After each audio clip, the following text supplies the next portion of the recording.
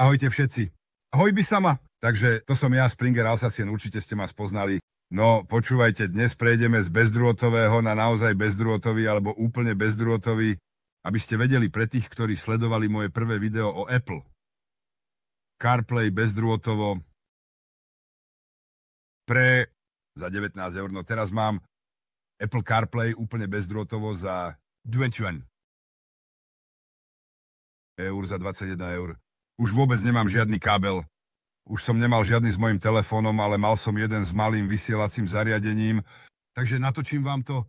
No, v skutočnosti som stratil svoj starý telefón, ktorý mi umožňoval natáčať bez toho, aby sa to prerušilo, keď zapnem Apple CarPlay, takže to nebudem môcť otestovať takto, kým nájdem svoj nový telefón, teda skôr svoj starý telefón, pretože natáčam s novým. No, každopádne, to nie je až také dôležité, dám vám sem niekde odkaz, tu ho máte, dám vám ho sem.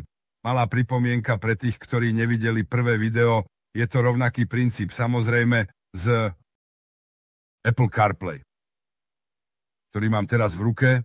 Takže samozrejme, odkaz, ktorý vám dám na konci videa, ktoré bude rýchle, ale je to len preto, aby ste videli, že teraz mám úplne malý dongle, ktorý mi umožňuje mať Apple CarPlay bezdrôtovo, čo je naozaj skvelé. A samozrejme Android Auto, pre tých, ktorí sú na Androide, nie som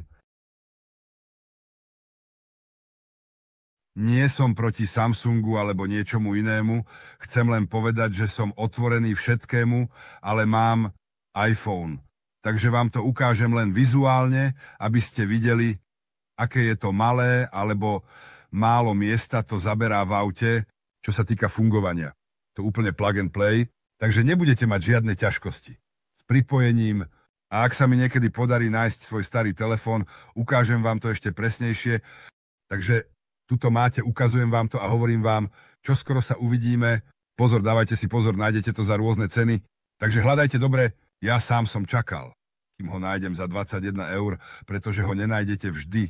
Ale po nejakom čase, ak začnete obchádzať niektoré stránky, ktoré to robia za trochu viac ako 21 eur, tak vám to sami ponúknú ako lákadlo, tak som klikol a neľutujem, pretože starý model, ukážem vám ho znova, nebol zlý. Samozrejme, to bolo všetko, ale uznajte, že mať tento malý dongle je predsa len príjemnejšie. Takže tentokrát vás nechám na pokoji a naozaj sa vidíme na budúce.